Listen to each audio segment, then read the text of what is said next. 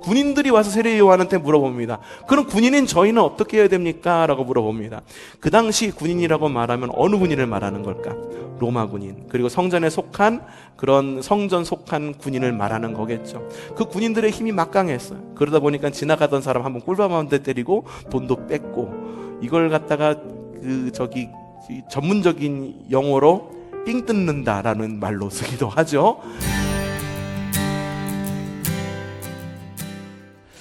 자, 오늘 성경인물 열전 17번째 시간의 이야기는 세례 요한에 대한 이야기입니다. 자, 세례 요한은요, 예수님과 친척지간입니다. 예수님과 몇 촌쯤 됐으면 좋겠습니까? 3촌?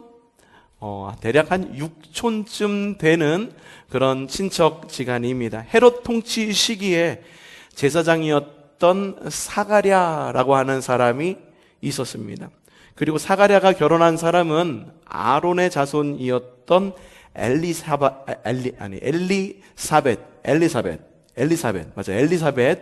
있었는데, 이 둘은 부부였겠죠? 엘리사벳 어디서 많이 들어보시지 않으셨어요? 어디서 들어보셨어요? 엘리자벳, 그렇죠? 엘리사벳이 엘리자벳을 이야기하는 겁니다. 그런데 이 두 부부에게는 자녀가 없었어요. 더군다나 나이도 많이 들어가지고 이제 아이를 가질 수 있는 나이도 아니었어요. 근데 이 두 부부는 아이를 갖기를 너무 원했던 거지. 어느 날 이 사가랴가, 직업이 뭐였다고요? 제사장이었던 이 사가랴가 자신이 당번 차례가 돼서 성전에 올라가서 예배를 드리는데 갑자기 천사가 강림합니다. 그리고 무슨 이야기를 전합니다. 자, 누가복음 1장 13절 말씀 읽어보죠. 시작! 그에게 말하였다. 사가랴야, 두려워하지 말아라. 내 간구를 주님께서 들어주셨다. 내 아내 엘리사벳이 너에게 아들을 낳아줄 것이니 그 이름을 요한이라고 하여라. 이렇게 성경에는요, 너희가 아이를 가질 거야. 천사가 나타나서 이야기하는 그런 이야기들이 종종 보이곤 하는데, 이걸 뭐라고 말하냐면 이걸 수태고지라고 이야기를 합니다. 그리고 천사가 낳을 그 아들의 사명도 이야기를 해줍니다. 자, 누가복음 1장 14절에서 16절, 이런 사명을 갖고 태어날 것이다라고 이야기합니다. 시작! 그 아들은 내게, 너에게는 무엇이 되겠다? 기쁨과 즐거움이 되고, 만약 여러분 가운데에 아이를 갖기를 원하는 가족들이 있다고 한다면 여러분의 가정 가운데 그 아이가 기쁨과 즐거움이 되기를 바랍니다.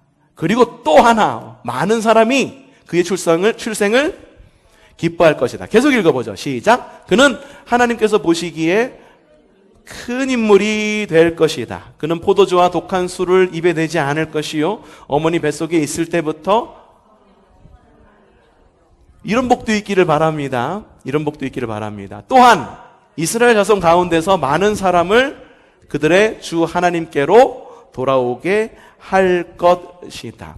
이것이 누구의 수태고지라고요? 세례 요한의 수태고지입니다. 한편 수개월 후에 다윗의 자손이었던 요셉, 그리고 요셉의 아내인 마리아에게도 천사의 수태고지가 이어집니다. 자, 누가복음 1장 31절 시작! 보아라, 잉태하여 아들을 낳을 것이니 그의 이름을, 굉장히 많이 닮았죠. 세례 요한의 수태고지가 뭐였습니까? 네 아내가 너를 위해서 아들을 낳아줄 것인데 그 이름을 요한이라 하여라.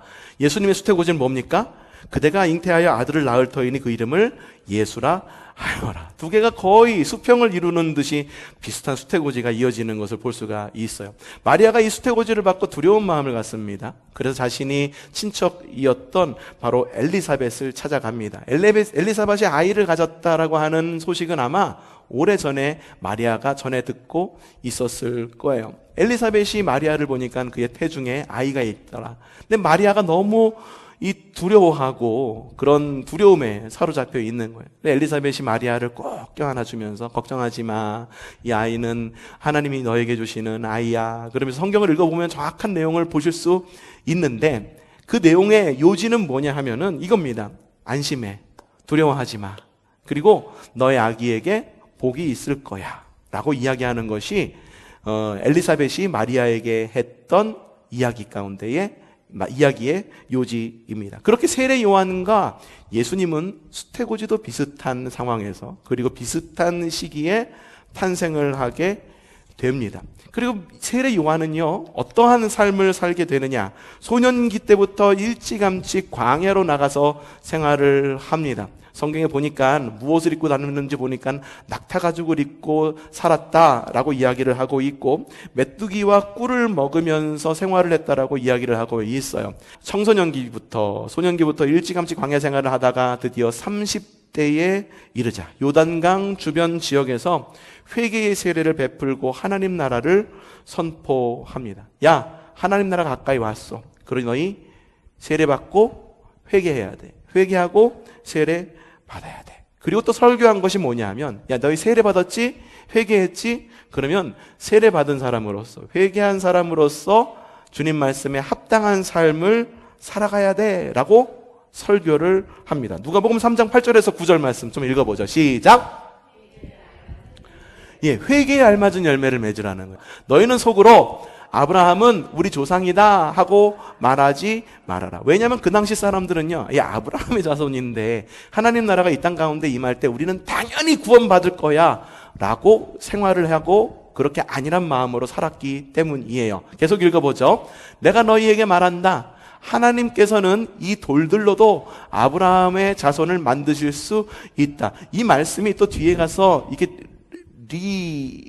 마인드 됩니다. 예수님께서 예루살렘 성에 입성하실 때 막 사람들이 막 호산나 막 외치면서 외치니까 주변에 있는 사람들이 외치지 마, 왜 그래? 라고 말하니까 주님께서 말씀하시는 게 뭐였냐면은, 야, 저 사람들 하나님을 찬양하게, 나를 찬양하게, 예수님을 찬양하게 놔둬라. 만약에 저 사람들이 찬양하지 않는다면 돌들로 하나님을 찬양하게 하겠다라고 하는 말로다가 좀 변주돼 갖고 뒤에서 다시 한번 나오는 것을 볼 수가 있죠. 계속 읽어보죠. 시작. 도끼를 이미 나무 뿌리에 갖다 놓으셨다. 그러므로 좋은 열매를 맺지 않는 나무는 다 찍어서 불에. 이 말이 뭡니까? 이 말이 뭡니까? 야, 너희가 구원받았지, 세례 받았지, 그리고 회개했지. 그럼 그거에 맞는 합당한 삶을 살라는 겁니다. 그러면서 뒤에 보면은 쭉 기사가 나와요. 모인 사람들이, 야, 그럼 어떻게 해야지 살아야 됩니까? 라고 물어보니까 세례 요한이 이야기합니다. 너희 가진 것 나누어주는 삶을 살아라 라고 이야기를 하죠. 세리가 와가지고, 그럼 저는 어떻게 살아야 될까요? 라고 물어봅니다. 그러자 세례 요한이 이야기합니다. 야, 정해진 것 이상의 수입을 더 거두지 마. 왜냐하면 그 당시 세리, 마태 할 때 여러분 들은 말씀이죠. 세리는 로마에서 정해준 세금률 그 이외의 것을 더 가져갈 수 있는 권리가 있었어요. 그래서 그 더 가져간 것을 자신의 이득을 위해서 사용을 하곤 했었어요. 그러니까 세례 요한이 이야기하는 거예요. 세례에 합당한 삶은 뭐냐라고 물어봤을 때, 야, 정해진 것 이상의 수입 너무 많이 갖지 마. 탐심을 내지 마라고 이야기합니다. 군인들이 와서 세례 요한한테 물어봅니다. 그럼 군인인 저희는 어떻게 해야 됩니까? 라고 물어봅니다. 그 당시 군인이라고 말하면 어느 군인을 말하는 걸까? 로마 군인, 그리고 성전에 속한 그런 성전 속한 군인을 말하는 거겠죠. 그 군인들의 힘이 막강했어요. 그러다 보니까 지나가던 사람 한번 꿀밤 한 대 때리고 돈도 뺏고, 이걸 갖다가 전문적인 용어로 삥 뜯는다라는 말로 쓰기도 하죠. 그렇게 막 사람들로 하여금 주머니를 탐냈다는 거죠. 그래서 이야기하는 거예요. 야, 강제로 얻지 말고 너희 받는 샐러리로, 너희 받는 월급으로 자족하며 살아라. 그것이 바로 회개에 합당한 삶이다라고 설명을 해줍니다. 너무 명확하게 설명을 해주죠. 야, 나는 직장 생활을 해요. 그럼 어떻게 해야 하나님 마음에 합한 삶을 사는 겁니까? 라고 물었을 때 예수님이 우리한테 그렇게 말씀해 주시면 좋을 것 같아요. 너희 선배와 선하게 살아라. 어느 날 주님께서 그렇게 말씀해 주시면 얼마나 속 시원하겠습니까? 내가 무슨 일을 하려고 그러는데 이 일이 하나님의 뜻인지 하나님의 뜻이 아닌지를 분별을 하지 못하겠어. 그럴 때 하나님께서 저 하늘문이 갑자기 쫙 하고 이게 막 구름이 막 걷히면서 하늘에서 말하는 거예요. 이거를 이렇게 하여라. 주님 말씀이 그렇게 들으면은 얼마나 속 시원하고 그리고 확실해지겠습니까? 세례 요한이 회개에 합당한 열매를 맺어라 라고 말하면서 사람들에게 요목조목 짚으면서 넌 이렇게 살아야 돼, 저렇게 살아야 돼 라고 짚어주니까 사람들이 세례 요한을 엄청나게 많이 쫓아다니게 됩니다. 야, 이 사람이 진짜 메시아 아니야? 야, 이미 우리 오래전에 메시아가 우리 가운데 오기로 했는데 이처럼 명확하게 우리의 앞길을 알려주는 사람 그동안 없었잖아. 이 사람이 메시아일 거야! 라고 말했는데 정작 세례 요한은 뭐라고 이야기했느냐? 누가복음 3장 16절 시작! 그래서 요한은 모든 사람에게 대답하였다. 나는 여러분에게 물로 세례를 주지만 나보다 더 능력 있는 분이 오실 터인데 나는 그의 신발끈을 풀어드릴 자격도 없어. 그는 여러분께 성령과 불로 세례를 주실 것이요. 그러니까 본인은 메시아가 아니다라고 이야기를 해요. 그러면서 나는 메시아의 길을 예비하는 사람일 뿐이다라고 이야기를 합니다. 그러면서도 주님의 길을 예비하면서 하나님의 정의를 선포합니다. 어떤 일이 있었느냐? 자, 누가복음 3장 19절 시작. 분봉왕 헤롯은 자기 동생의 아내 헤로디아와 관련된 일과 또 자기와 행한 모든 악한 일 때문에 요한에게 책망을 받았고. 자, 한번 다 띄워주시고요. 이게 뭔 말이냐 하면은 그 당시에 유대 땅을 다스리고 있었던 사람은 헤롯이라고 하는 사람이었었습니다. 이 헤롯이 막강한 권력을 가지고 있으니까 그냥 지멋대로인 거예요. 자기가 말하면은 그게 곧 법이고 자기가 하고 싶은 대로 주님은 눈에 보이지도 않고 주님 이방인이었었으니까 그렇게 막 통치를 했었던 거예요. 하루는 보니까 헤롯 왕이 자기 동생을 보니까 동생이 아내를 너무 아름답고 복된 아내를 얻은 거예요. 그래서 그 아내가 탐이 나니까는 자기 동생을 죽여버립니다. 그리고 자기 동생의 아내인 헤로디아를 갖다가 자기의 아내로 삼습니다. 하나님 마음에 합한 일을 행하지 않는 사람이었어요. 세례 요한이 뭐라고 얘기했냐면 저거 잘못된 거야. 너 우리 땅 다스리는 사람이 어떻게 그럴 수 있느냐라고 말하면서 세게 그렇게 막 이야기를 했다라고 하는 거죠. 여러분 어떻습니까? 세례 요한의 삶과 이런 이야기를 볼 때 세례 요한은 자신의 길을 준비하고 자신의 길을 닦던 사람이었죠? 아니죠. 세례 요한은요, 자신의 길을 예비한 사람이 아니라 주님의 길을 예비하고 주님의 길을 예비할 때 과연 우리의 삶과 우리의 환경이 어때야 되는지를 설교하고 선포하고 그렇게 설교한 대로 살아낸 사람이었었습니다. 곧 세례 요한은 주님의 초림을 준비한 사람이었었습니다. 그렇기 때문에 세례 요한의 생각과 사명은 그의 설교에서 묻어나는 것을 볼 수가 있었고 그리고 구체적인 삶의 모습으로 드러나고 있음을 보고 볼 수 있었습니다. 여러분 지금의 그리스도인은 어떤 삶을 살아가야 될까요?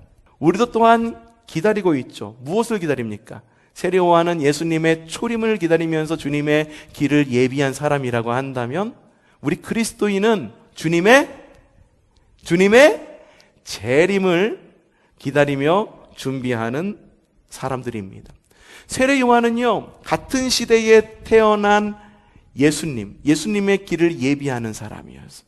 지금의 우리는요, 같은 시대를 살고 있는 사람들에게 주님께서 다시 오실 것이고 하나님 나라가 완성될 것이라는 것을 알려주고 하나님 나라를 살아내고 하나님 나라를 선포하는 것, 그것이 바로 그리스도인이다라고 하는 거예요. 여러분 우리가 그랬으면 좋겠어요. 세례 요한처럼 주님께서 주신 사명에 불타오르는 사람이 되기를 바랍니다. 어떤 사명입니까? 어떤 사명? 주님께서 이 땅 가운데 오셔서 단 한 가지 일을 하셨어. 뭘까? 그 한 가지 일, 우리를 복되게 하는 것, 우리를 복되게 하는 것도 주님께서 하신 많은 일 가운데 하나인데 그 모든 것을 하나로 딱 정의를 내자고 한다면 뭐냐면 주님은 우리를 구원하시기에 오신 거예요.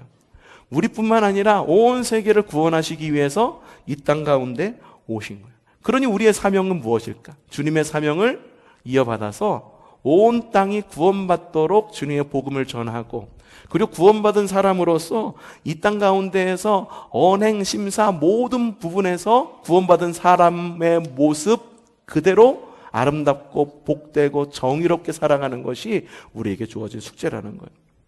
여러분 세례 다 받으셨죠?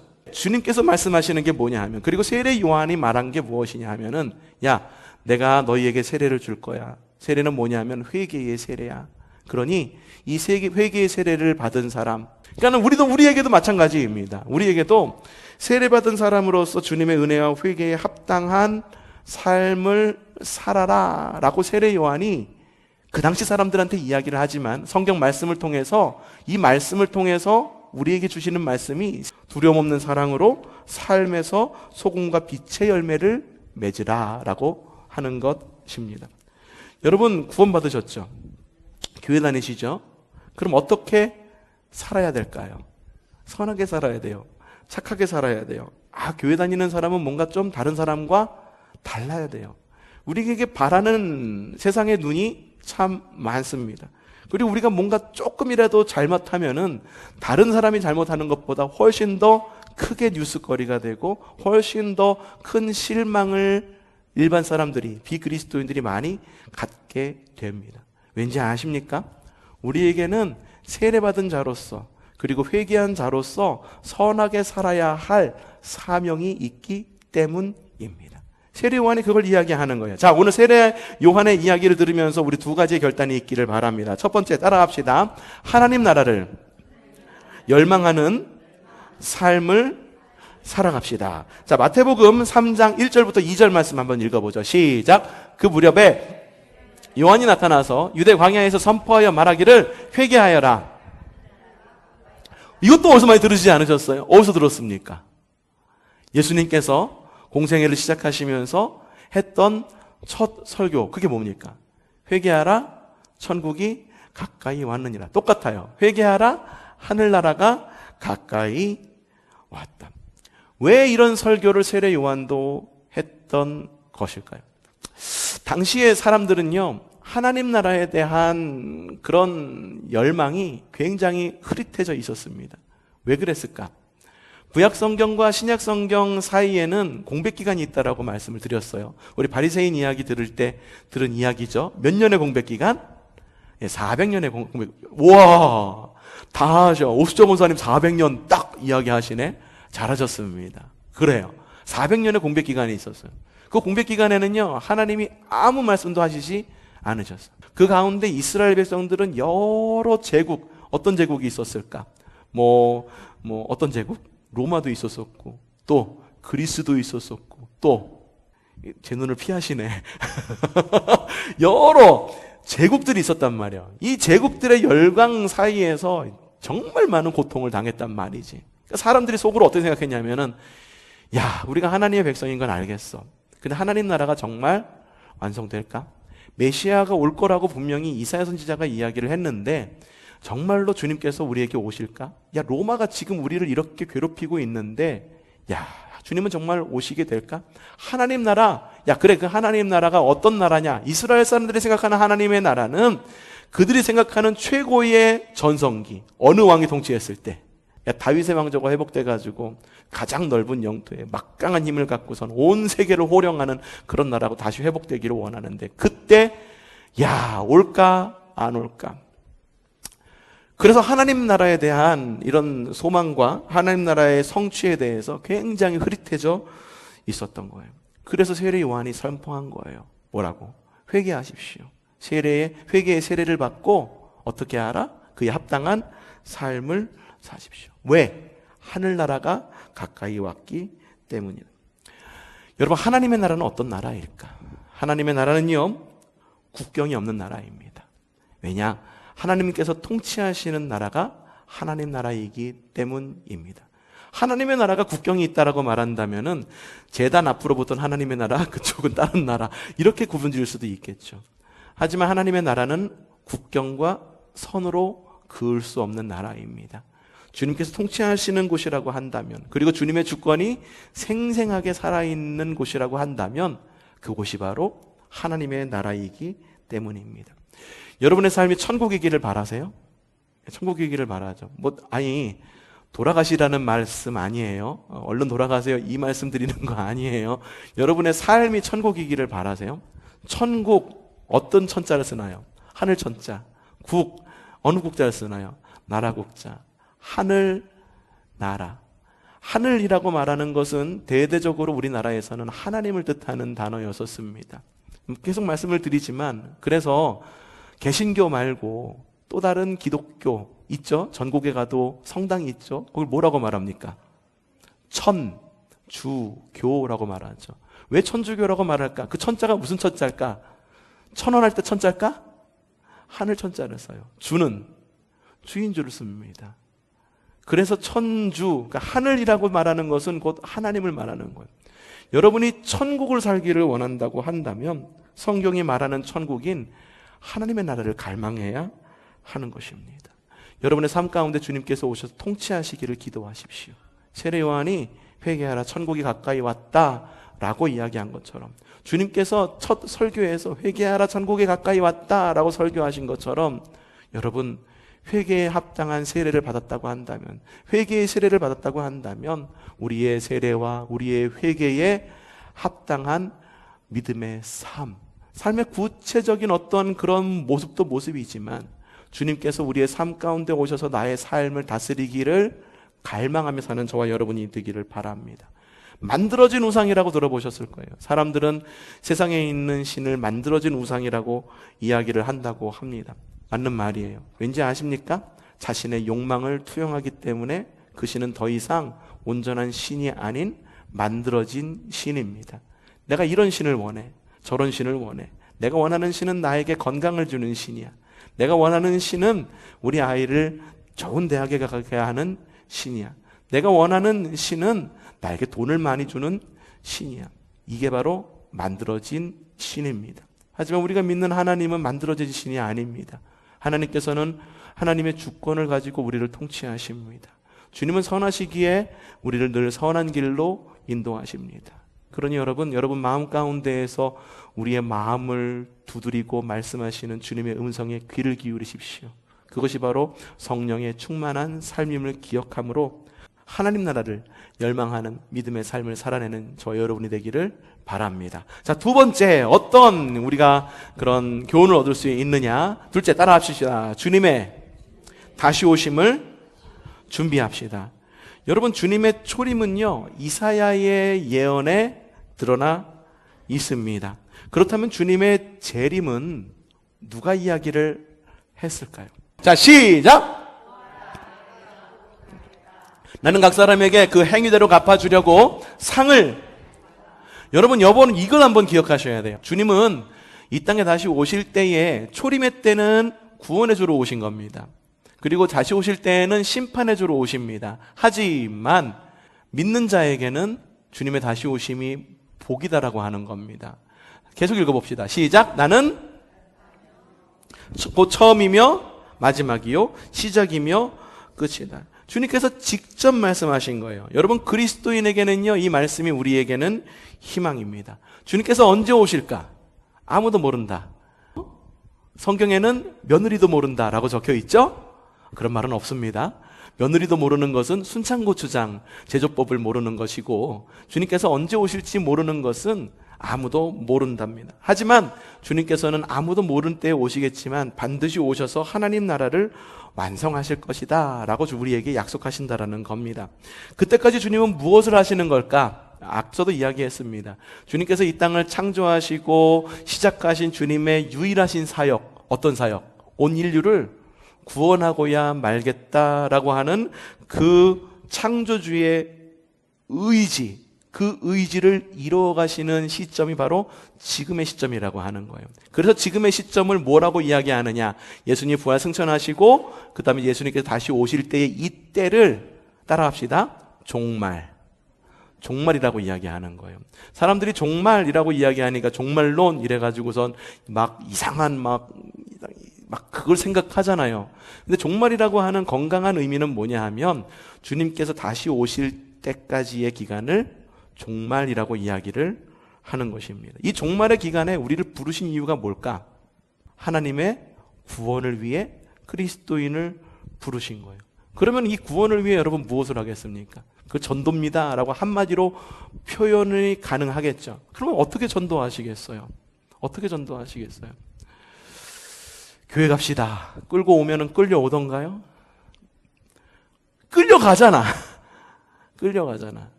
끌려오던가요? 저 여러분에게 말씀드리고 싶은 거는 오늘 세례 요한의 설교에 귀를 기울일 필요가 있다는 거예요. 자, 모인이들, 세리들, 불인들에게 세례 요한이 뭐라고 이야기를 합니까? 너희의 삶이 구체적으로 바뀌어야 된다라고 이야기를 합니다. 모인이들에게 뭐라고? 야, 나누어져. 세리들에겐 뭐라고? 정해진 것 이외에는 더 이상 받지 마. 군인들에게는 뭐라고? 야, 사람들 겁박해갖고 못 뜯어내지 마라고 이야기를 합니다. 그럼 여러분의 삶 가운데에 구체적으로 열매를 맺을 회개의 세례에 합당한 삶은 어떤 삶을 말하는 걸까요? 자, 누가복음 3장 4절부터 6절 오늘 읽은 말씀인데 여기에 어떠한 삶을 살아야 되느냐라고 아주 포괄적으로 나와 있는 것을 볼 수가 있습니다. 이게 세례 요한이 선포했던 말씀의 요지예요. 한번 읽어봅시다. 시작! 그것은 이사야의 예언서에 적힌 그대로였다. 어떻게? 광야에서 외치는 이의 소리가 있다. 너희는 주님의 길을 예비하고 그 길을 곧게 하여라. 자, 여기서 잠시 한번. 광야에서 외치는 이의 소리가 있었다. 어떤 누구의 소리였었습니까? 세례 요한의 소리였었죠. 너희는 어떻게 하랍니까? 주님의 길을 예비하라는 거예요. 다시 오실 주님을 준비하라고 하는 거예요. 열처녀의 비 여러분들 다 알고 계시죠? 기름을 준비하라는 겁니다. 주님께서 이 땅 가운데 오실 때에 주님께서 오셔서 이 하나님 나라를 완성시키실 수 있도록 너희는 나가서 이렇게 살아라라고 이야기를 하는 겁니다. 이런 믿음을 가져라라고 얘기하는 거예요. 첫 번째, 어떻게 하라? 그 길을 곧게 하여라. 여러분, 그리스도인은요, 구분기를 곧게 하는 사람이어야 됩니다. 사회정의도 마찬가지입니다. 여러 굽어진 정의라고 여겨지지 않는 불의가 있다고 한다면 그 길을 곧게 해야 할 책임이 있는 것도 역시 우리 그리스도인에게 있다는 겁니다. 계속 읽어보죠. 시작. 모든 골짜기를 메우고, 여러분 가운데에 이런 은혜가 있기를 바라요. 인간과 인간 사이에 깊어진 골이 있다고 한다면 그 골이 메꿔지는 역사가 있기를 바랍니다. 그리고 그 메꿔지는 역사 가운데에 쓰임받는 여러분 한 사람 한 사람 되기를 바랍니다. 여러분, 골을 만드는 사람이 되어서는 안 돼요. 어떤 사람이 되어야 된다? 골을 메꾸는 사람이 되어야 된다. 두 번째, 그 다음에 모든 산과 언덕은 평평하게 되고, 여러분 이것도 여러분들 기억해야 돼요. 모든 산과 언덕, 여러분 쭉 뻗은 그런 신장로가 있어야 된다라고 하는 거예요. 여러분, 주님도요, 그 신장로로 재빠르게 오실 수 있도록 길을 내는 사람이 되어야 되는 거예요. 네? 그런 길을 내는 사람이 돼요. 또 굽은 것을 곧게 하고, 아까 한 말 다시 반복이죠. 또 험한 길은 평탄하게 해야 될 것이니 모든 사람이 하나님의 구원을 보게 될 것이다. 여러분, 이게 회개에 합당한 삶입니다. 이것이 회개에 합당한 삶이에요. 구체적으로, 나는 군인이어가지고, 나는 목사여가지고, 나는 주부여가지고, 나는 직장이어가지고, 성경이 그걸 다 이야기해 주지는 않아요. 하지만 우리가 성경을 읽으면은요, 과연 우리가 어떻게 살아야 될지에 대한 지혜는 얻을 수가 있다는 거예요. 여러분, 굽어진 길을 곧게 하는 지혜가 있기를 바라요. 그리고 사람과 사람의 골을 메꿀 줄 아는 그런 지혜가 있기를 바랍니다. 세상을 향해 나아가 소금과 빛의 역할을 할 줄 아는 여러분들 되시기를 바랍니다. 그것이 바로 어떤 삶이냐? 주님께서 다시 오실 길을 예비하는 삶, 주님 다시 오심을 준비하는 삶이라고 하는 것입니다. 여러분, 각자의 위치에서 주님이 오늘 오시더라도 부끄러움 없는 삶을 살았노라고 당당하게 말할 줄 아는 여러분들 되시기를 바랍니다. 제가 오늘 삶에 대해서만 이야기를 했습니다. 혹시 이 설교를 방송으로 들으시는 분들은 야, 그것이 구원받은 삶이야? 너무 단편적으로 이야기했다라고 말할지 모르지만 나머지 것들은 너무 기본적인 거예요. 주님 오실 때까지 예배 생활 충실하고 기도하고 찬송하면서 하나님께 영광을 돌리는 삶, 이건 너무나도 기초적인 것이라 우리가 늘 해오던 것인지라 세상을 향해 나가서 어떻게 살아야 되는지를 오늘 중점적으로 이야기를 했습니다. 여러분, 세례 요한의 이야기 여러분 들어보시면서 어떠셨습니까? 예수님과 동시대에 살았지만, 그리고 예수님보다 나이가 많았죠. 몇 달 정도라도 많았죠. 그럼에도 불구하고 내가 나이가 많아서 이러지 않고 자신이 가진 그 사명의 위치를 정확히 파악하고 주님의 오심을 기다리고 주님의 길을 예비했던 바로 그 세례 요한, 그 세례 요한을 닮아서 이번 한 주 살아갈 때 하나님 나라를 열망하고 주님 다시 오심을 기다리는 저 여러분이 되기를 주님의 이름으로